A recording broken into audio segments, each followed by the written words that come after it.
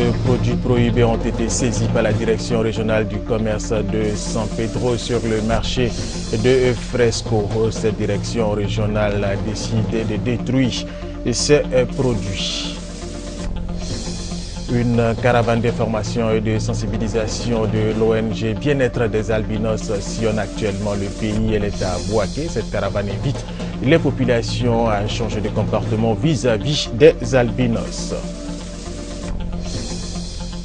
Kampala, la capitale de l'Ouganda, connaît un véritable boom immobilier avec la construction bien sûr de plusieurs logements, mais cela n'est pas suffisant pour la population qui est également en croissance. Nous en parlons dans cette édition. Restez avec nous. Mesdames et messieurs, bienvenue et merci de regarder RTI 1. Nous émettons d'Abidjan. Prévu pour démarrer ce lundi, le mot d'ordre de grève des transporteurs a normalement été levé. La raison, une série de négociations aurait abouti à un consensus entre les acteurs du transport et le ministère de tutelle. Mais ce matin, certains transporteurs n'ont pas suivi cette levée de mot d'ordre de grève dans plusieurs communes du district d'Abidjan. Et cela n'a pas été facile pour les populations de se rendre au travail. La voie principale de la cité Abdoulaye Diallo à Yopougon, quartier BAE, va certainement s'effondrer les jours à venir. L'érosion a rendu cette voie principale impraticable et menace aujourd'hui les habitations. Les populations disent avoir effectué de nombreuses démarches qui se sont avérées infructueuses auprès des autorités compétentes. Vénance Emmanuel. La scène paraît désormais banale pour les riverains de la cité Abdoulaye Diallo de Yopougon BAE. Pourtant, le risque d'un drame est bien réel. Ce trou d'environ 7 mètres de profondeur menace population et habitation. Il fait partie du quotidien des riverains. Tous les jours, des milliers de personnes empruntent cette voie pour rallier les deux bouts du quartier. Jusqu'en 2010, même les véhicules passaient par là. Et c'est après 2010, je crois 2011, 2012, que cette voie a commencé à se dégrader. Selon les riverains de la cité, de nombreuses démarches auprès des autorités compétentes se sont avérées infructueuses. C'est la CIPIM qui nous a vendu ces maisons. Donc nous, en principe, s'il y a quelque chose, un pépin dans cette cité, c'est à la CIPIM qu'on doit d'abord voir. Et la CIPIM nous a dit qu'il faut aller voir, comment dirais-je, faire un courrier aux grands travaux. C'est ce qu'on a fait. Maintenant, les grands travaux nous disent que ce n'est pas encore eux, mais il faut envoyer un courrier, adresser un courrier au ministère de la Construction. Et on l'a fait aussi. Et après, on a envoyé un autre courrier à la mairie. Ignorance ou simple volonté de se faire de l'argent par tous les moyens, la question mérite d'être posée. La cité Abdoulaye Diallo a été construite sur un passage naturel des eaux usées. Ils ont construit la cité sur un caniveau sans s'en rendre compte. Donc là, voilà le problème qu'on a eu. On voit bizarrement qu'on appelle avec la crise là, il y a eu qu'on appelle un bombardement de ce côté-là. Donc ça fait qu'on appelle la terre commence à rentrer. En attendant qu'une solution durable et définitive soit trouvée pour redonner la quiétude aux habitants de la cité Abdoulaye Diallo, l'érosion, elle, n'attend pas. Avec elle, les odeurs nauséabondes provoquées par les eaux usées qui empêchent la population de respirer l'air pur. L'endroit sert aussi de dépotoir. Des ordures y sont déversées tous les jours, la nature ayant horreur du vide. Dans l'actualité ivoirienne, 30 tonnes de produits prohibés ont été saisies par la direction régionale du commerce de San Pedro sur le marché de Fresco au sud-ouest de la Côte d'Ivoire. La direction régionale du commerce de San Pedro a donc procédé à la destruction de ces produits. Kwasi Mamadou. La traque aux commerçants véreux et à la commercialisation de produits prohibés se poursuit dans la région de San Pedro. 30 tonnes de produits phytosanitaires, de produits de beauté et de produits alimentaires périmés ont été saisis par les services de la direction régionale du commerce, de l'artisanat et de la promotion des petites et moyennes entreprises. Estimés à 17 millions de francs CFA, ces produits toxiques à la consommation ont été saisis dans les commerces des villes de Fresco et de San Pedro. Le butin de cette opération a été mis à feu. Les responsables du ministère du Commerce, de l'Artisanat et de la promotion des petites et moyennes entreprises invitent la population à la vigilance. Un produit alimentaire a une durée de vie. Ses composants sont très souvent des produits chimiques. Si le produit est marqué la date de fabrication et la date de péremption. Donc, avant d'acheter, prenez toujours soin de regarder sur le produit les différentes dates. Surtout, la date d'utilisation. Quand la date d'utilisation est atteinte, le produit devient toxique et donc nuisible à la santé humaine. Le préfet de région Koulibaly Ousmane a salué les efforts de ses collaborateurs. Il les exhorte à redoubler de vigilance afin de lutter contre la fraude et à protéger l'économie nationale. Après San Pedro et Fresco, le cap sera mis sur d'autres localités de la région afin de préserver la santé de la population. Et restons avec Kouassi Chimamado qui nous dit que les producteurs d'eau en sachets regroupés en syndicats plaident auprès du gouvernement pour l'usage des sachets biodégradables. Cette plaidoirie intervient après la décision prise par le gouvernement portant sur l'interdiction des sachets en Côte d'Ivoire. Les sachets plastiques, un véritable danger pour l'environnement en Côte d'Ivoire. Pour lutter contre ce phénomène, le gouvernement veut dans les mois à venir interdire la fabrication et l'usage des sachets plastiques. Mais cette décision inquiète les producteurs d'eau en sachet, un secteur qui représente selon eux 25 000 emplois directs et 100 000 emplois indirects. Au cours d'une conférence de presse, les producteurs ont plaidé auprès du gouvernement pour l'usage des sachets biodégradables afin de préserver l'environnement. Pour nous, il s'agit d'introduire, d'expérimenter le sachet biodégradable qui, dans les stades des pays développés, a fait ses preuves, tout près de nous au Ghana. Le président du syndicat national des producteurs d'eau en sachet et ses camarades veulent soutenir les actions du gouvernement à travers une campagne de sensibilisation, d'éducation et de communication sur l'usage du biodégradable afin d'amener la population à préserver l'environnement. Nous vous le disions dans nos titres, les albinos veulent vivre dans la paix et la sérénité partout en Côte d'Ivoire. Une caravane d'information et de sensibilisation de l'organisation non gouvernementale Bien-être des albinos sillonne actuellement le pays. Elle est à Bouaké et cette caravane invite les populations à changer de comportement vis-à-vis des albinos. Selon les chiffres d'un recensement effectué en 2010, la Côte d'Ivoire compte 4000 albinos. Ces personnes sont confrontées à de nombreuses difficultés pour leur intégration sociale et victimes de toutes sortes de stigmatisations. Abandonnés par les parents, enlèvement pour des sacrifices humains, accès difficile aux centres de santé pour leurs problèmes de dermatologie et d'ophtalmologie. De nombreux albinos, malgré leur connaissance, sont toujours à la recherche de leur premier emploi.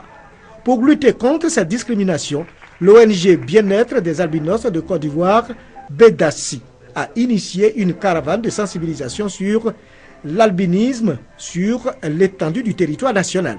Et au niveau de la santé, nous avons constaté beaucoup avec amertume le problème du cancer de la peau. Donc c'est pour cette raison que nous avons décidé de mener un combat. Avec ce film, la stigmatisation de la marginalisation a diminué de 60%. Donc beaucoup a été fait et encore beaucoup reste à faire. Cette organisation a marqué un arrêt à Bouaké pour la 4e étape au centre culturel de Bouaké à travers une projection de film. L'ONG Bien-être des albinos de Côte d'Ivoire a exhorté la population du centre du pays à changer de comportement à leur endroit. Débutée le 17 août dernier à Toumoudi, cette caravane de sensibilisation sur l'albinisme prendra fin le 6 septembre prochain à Abidjan. Les jeunes de la région du Hambol veulent jouer leur partition dans le processus de développement de leur localité. Les jeunes des départements de Katiola, de Niakarama, d'Ougou et de Dabakala ont pris cet engagement au cours d'une rencontre pour soutenir toute action de développement dans ces 3 départements. Soro Corona, Kwadjo Kwame. Doter la région du Hambol d'une structure de jeunesse forte et capable de contribuer au développement de proximité de la région. Pour relever ce défi, les jeunes des départements de Katiola, de Niakaramadougou et de Dabakala ont décidé de fédérer leurs forces et leur énergie. Ils viennent de matérialiser cette volonté par la mise en place d'un cadre de concertation et de coordination inclusive de la participation active et constructive de la jeunesse pour le développement de la région. Les jeunes venus du département du Hambol ont tous épousé l'initiative. Ils ont émis le vœu de voir organiser les jeunes du Hambol afin de contribuer à leur réinsertion professionnelle dans divers secteurs d'activité tout en participant à l'amélioration de leurs conditions de vie et de travail. Cette initiative a eu le soutien des autorités préfectorales qui ont exhorté la jeunesse à l'esprit d'unité préalable à tout développement harmonieux du handball. Tous ont compris la nécessité de la mise en place de cette plateforme de concertation pour impulser à cette nouvelle région un essor profitable à toutes les populations. Autre aspect de l'actualité, il revient que les hommes ne fréquentent pas assez les centres de dépistage et de prise en charge des personnes vivant avec le VIH-Sida. En vue d'amener cette population cible à changer de comportement, le PEPFAR et une organisation non gouvernementale ont décidé de former les conseillers communautaires à l'utilisation de ces services. Et c'est à Bouaké. 75% des hommes de 17 à 30 ans n'utilisent pas les préservatifs lors des rapports sexuels. 90% des hommes n'ont jamais fait de test de dépistage du VIH-Sida. Dans le cadre de la fréquentation des services de prise en charge des personnes vivant avec le VIH-Sida, il est rapporté par les organisations locales et internationales que peu sont les partenaires sexuels masculins qui les fréquentent et les utilisent. Les raisons du refus de se faire dépister et de fréquenter les services de prise en charge par les hommes. Les hommes n'aiment pas fréquenter les centres parce qu'ils trouvent qu'ils n'ont pas le temps.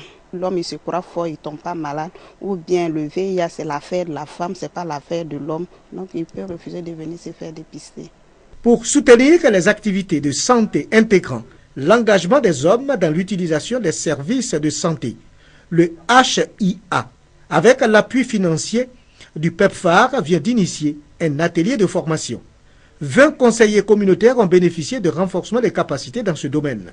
Durant 5 jours, les participants ont eu les rudiments pour identifier les caractéristiques d'un conseiller communautaire compétent et efficace pour accueillir les hommes dans les centres de santé. La Côte d'Ivoire reste le pays d'Afrique au sud du Sahara le plus touché par la pandémie du VIH-Sida, avec une séroprévalence de 4,7%. Le commandement change demain au groupement des sapeurs-pompiers militaires de Bouaké. Le nouveau commandant des soldats du feu de Bouaké est le capitaine Oulaï Serge Vital. Il remplace le lieutenant Kouyaté Ali. À cette cérémonie, il a été annoncé la réhabilitation de la caserne des sapeurs-pompiers de Bouaké. Le capitaine Oulaï Serge Vital est le nouveau commandant de la 3e compagnie d'incendie et de secours du groupement des sapeurs-pompiers militaires de Bouaké. Il remplace à ce poste le lieutenant Kouyaté Ali. Le capitaine Oulaï vient de prendre officiellement service en présence des autorités militaires, administratives et de nombreux habits. Le fanion marquant son engagement et sa loyauté à son pays lui a été remis par le lieutenant-colonel Sako Issa, commandant du groupement des sapeurs-pompiers militaires de Côte d'Ivoire. Le nouveau commandant a exprimé sa détermination à accomplir sa mission en dépit des difficultés auxquelles les soldats du feu de Bouaké sont confrontés. Le commandant Sako Issa a au cours de son intervention annoncé de bonnes nouvelles à ces éléments de Bouaké. Je pense que les mesures ont été prises pour que la réhabilitation de cette caserne, qui était la plus belle caserne du GSPM, se fasse. Et ce, dans les meilleurs délais. Je pense que les choses sont en train d'être débloquées pour que ce soit une réalité. Cette cérémonie de prise de commandement a été ponctuée par un défilé des troupes et des enchaînes d'intervention de la 3e compagnie d'incendie et de secours de Bouaké. La compagnie de Bouaké compte 150 soldats et le capitaine Oulaï Serge Vital en est le 11e commandant. Nous vous le disions au début de cette édition annoncée pour ce lundi. La grève des transporteurs n'est suivie en partie que par les taxis et compteurs. C'est le constat fait par notre équipe de reportage Kadi Soumaoro et Francis Boifo. Cocody Saint-Jean ce lundi matin. Le mot d'ordre lancé par certains syndicats de transporteurs appelant à l'annulation de la grève des taxis compteurs est partiellement suivi. Hier, je n'ai pas regardé la télé, mais on m'a dit que c'est les chefs syndicats qui ont parlé. Ce matin, on dit non, il y a la grève puisque ce n'est pas les chefs syndicats qu'on connaît qui ont parlé hier. Bon, quand c'est comme ça, vous savez, c'est comme on se cache pour rouler. Hein. Ils ont décrété la grève. La grève n'a pas été respectée. Il y a certaines personnes qui sont en train de rouler. Ils savent qu'il y a la rentrée qui approche. Ils vont scolariser les enfants. Donc pourquoi garer les voitures? Je pense que le combat où ils doivent mener là, c'est contre la MATCA. C'est la MATCA qui doit revoir l'assurance à la baisse. Du côté des deux plateaux, toujours dans la commune de Cocody, aucun taxi-compteur n'était visible. Seulement il y a des individus, on ne sait pas, un peu bizarre l'action dans les taxis qui essaient de voir si les différentes lignes qui sont descendues au niveau d'Agbala. Sinon, pour le moment ici, il n'y a pas eu de casse. Comme d'habitude, ils viennent, ils font 2-3 tours et puis bon, ils s'en vont garer. Et même ils disent que c'est nous qui les faisons garer. Pourtant, on n'a pas affaire à eux. Ils sont descendus comme ça. Non, matin, ça roulait. Mais maintenant, ça nous surprend dans la circulation, on ne voit pas de compteurs. Les taxis communaux nous arrangent même plus que les taxis compteurs. Aujourd'hui, quand moi je quitte Angers pour venir à Cocody, je paye 350 fois en taxi communal, mais si je prends un taxi compteur, c'est 1500 au moins. Alors, le mot d'ordre de grève devenant récurrent dans le secteur des taxis compteurs, certains usagers appellent le gouvernement à se pencher très sérieusement sur la question.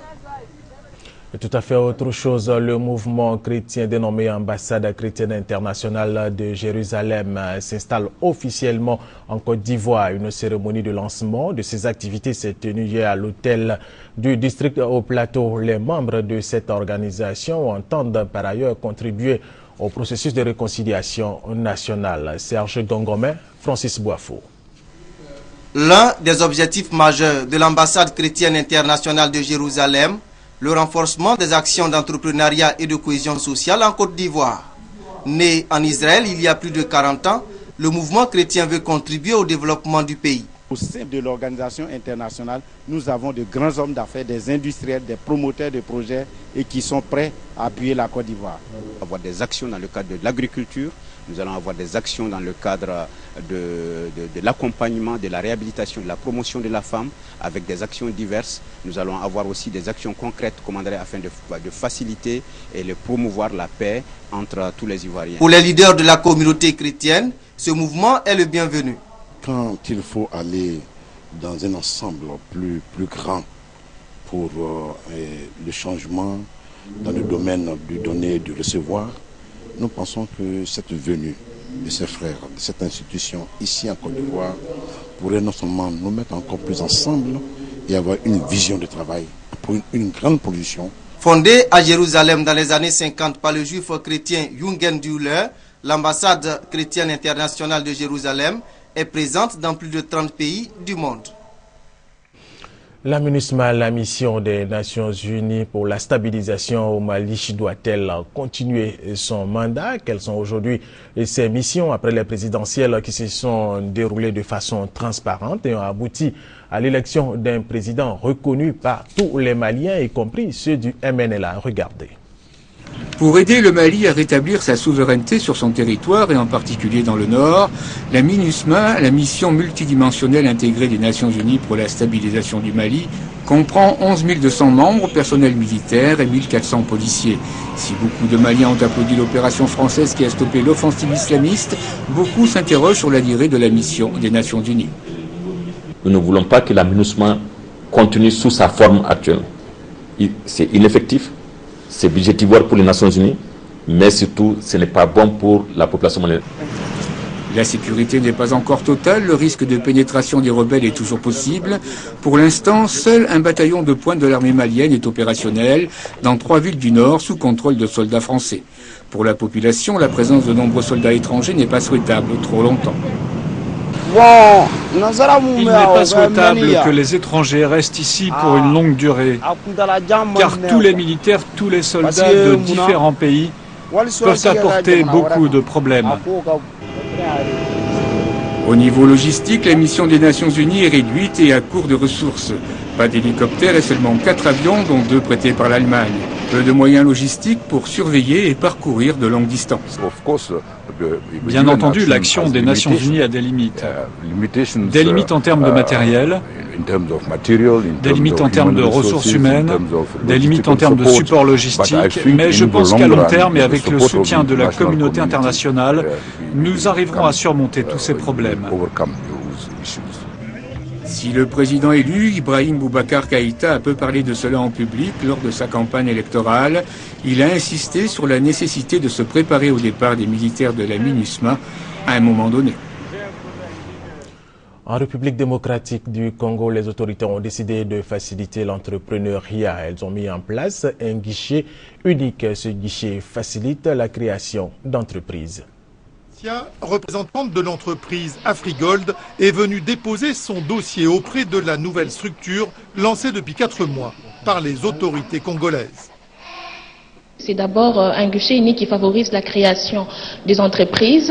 C'est un guichet qui est là pour faciliter les processus d'octroi de certains documents pour la réalisation, pour la création d'une entreprise quelconque au sein de la République démocratique du Congo. Autorisation d'ouverture, inscription au registre du commerce, numéro d'identification nationale, acte notarié. Par le passé, ces procédures demandaient plus de 150 jours d'attente à travers un dédale d'administration. De quoi rebuter les plus opiniâtres des entrepreneurs. Les délais maximum de création d'une entreprise aujourd'hui en République démocratique du Congo est de 3 jours maximum. Je dis bien 3 jours maximum. Cela signifie que ça peut se faire en 1 jour, ça peut se faire en 2 jours, ça peut se faire en 3 jours, mais pas plus. Gain de temps, mais aussi d'argent. Par le passé, il fallait débourser plus de $3000. Désormais, les coûts sont tombés à $120, voire $40, selon le statut de l'entreprise. Depuis la création du guichet, plus de 1000 dossiers ont déjà été traités. Nous vous le disions dans nos titres, Kampala, la capitale de l'Ouganda, connaît un véritable boom immobilier avec la construction bien sûr de plusieurs logements. Mais cela n'est pas suffisant pour la population, il en faut bien plus. Regardez. Au cœur de la région des Grands Lacs, Kampala, un nouveau paradis pour les riches. La capitale ougandaise est une ville en chantier. Ici, des immeubles, des maisons particulières poussent comme des champignons. Plaque tournante pour les ONG et les multinationales, la ville attire les investisseurs étrangers. Des logements luxueux s'y échangent désormais à prix d'or, au point que les agents immobiliers ont du mal à répondre à la demande. Cette maison-là, elle vaut $400 000. Et combien celle-là? Celle-là, 800 000. Elle a vue sur le lac Victoria. Ce jour-là, notre agent a rendez-vous avec une cliente américaine qui souhaite louer sa villa. Coût du loyer, $2500 mensuels, avec cuisine américaine, clim et même plusieurs salles de bain. Ça, c'est la salle de bain principale.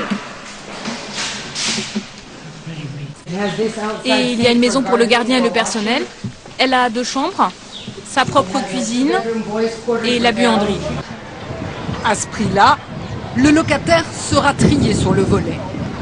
À la location, comme à la vente, ce type de bien est inaccessible, même à la classe moyenne ougandaise qui a du mal à accéder à l'emprunt.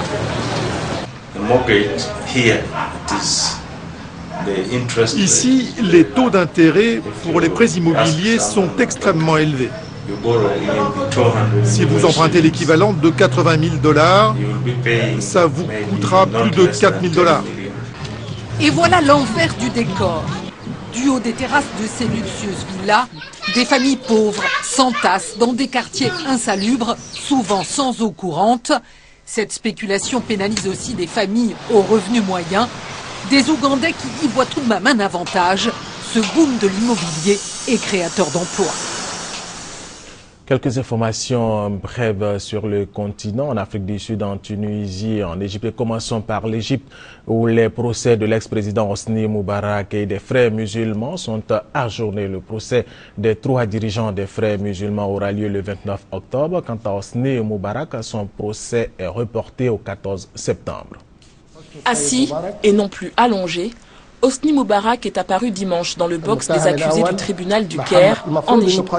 Pas pour longtemps. Le procès en appel pour corruption et complicité de meurtre de l'ancien président égyptien et ses 2 fils a été reporté.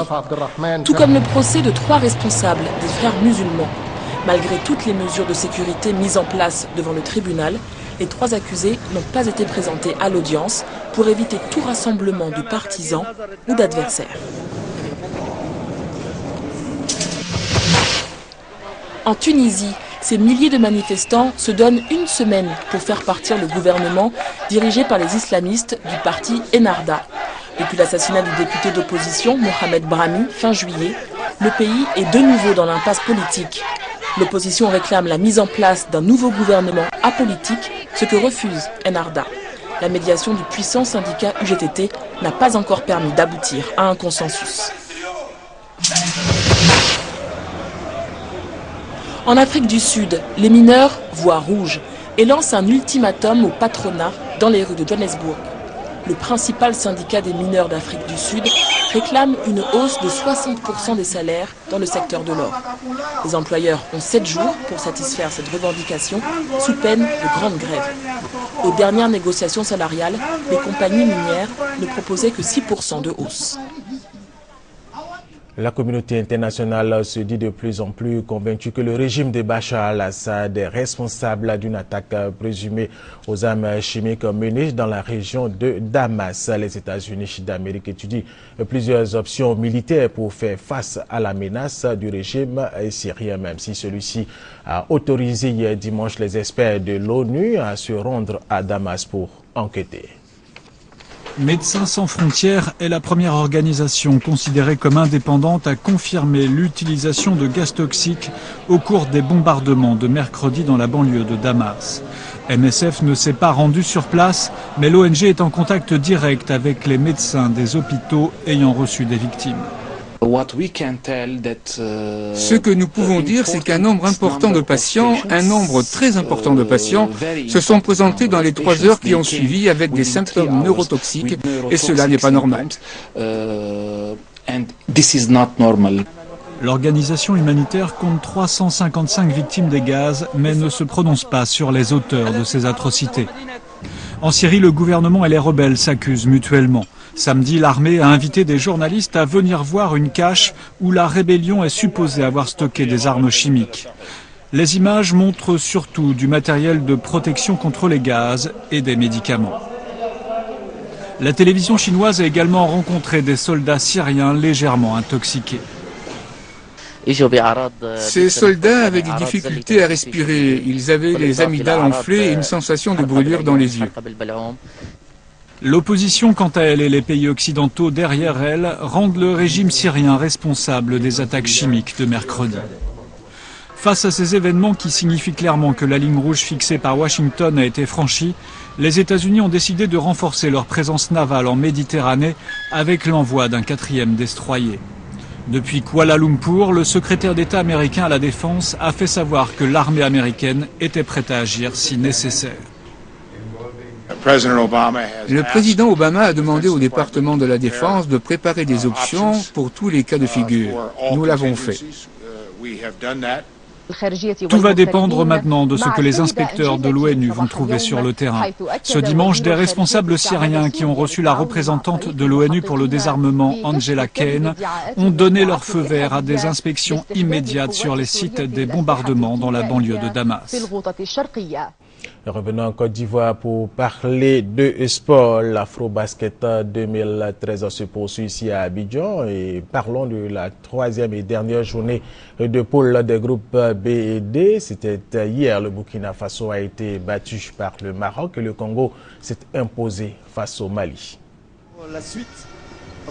Difficile apprentissage en championnat d'Afrique pour le Burkina Faso qui vient de concéder sa 3e défaite contre le Maroc après le Rwanda et la Tunisie. Les étalons n'auront tenu que le premier quart-temps remporté 16-13.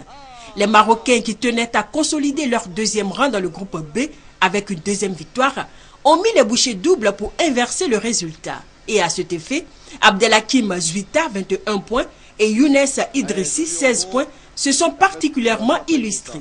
Score final à 84-63 pour le Maroc qui sera face à l'Algérie en 8e de finale quand le Burkina Faso, dernier du groupe B, aura pour adversaire la Côte d'Ivoire, leader du groupe A, lors de ses 8e de finale ce lundi 26 août. Dans le 2e match de cette journée, les Congolais qui n'ont pas digéré leur défaite face au Nigeria l'ont fait savoir aux Maliens qu'ils ont dominé d'emblée 24-18 au premier quart-temps, 37-34 à la pause et pour finir 87-76. Principal artisan de cette victoire, Giovanna Onilangue avec 31 points et 7 rebonds. Le Congo qui se classe à la 3e place du groupe D sera opposé au Cap-Vert et le Mali jouera contre l'Angola en 8e de finale. Russie de Anne-Marie Nguessan, les rencontres de ce lundi 8e de finale Maroc-Algérie, Cameroun-Mozambique, Côte d'Ivoire, Burkina Faso et Angola-Mali. Autre information sportive pour terminer cette édition, l'équipe nationale militaire de football de Côte d'Ivoire a participé aux phases finales de l'édition 2013 de la Coupe du monde militaire de football du 2 au 14 juillet dernier à Azerbaïdjan. L'équipe ivoirienne est rentrée avec le trophée de la 3e place. Le trophée a été officiellement remis au ministre de la Défense, Paul Kofi. Voilà, et c'est la fin de cette édition. Merci de l'avoir suivi. Restez avec nous sur RTI.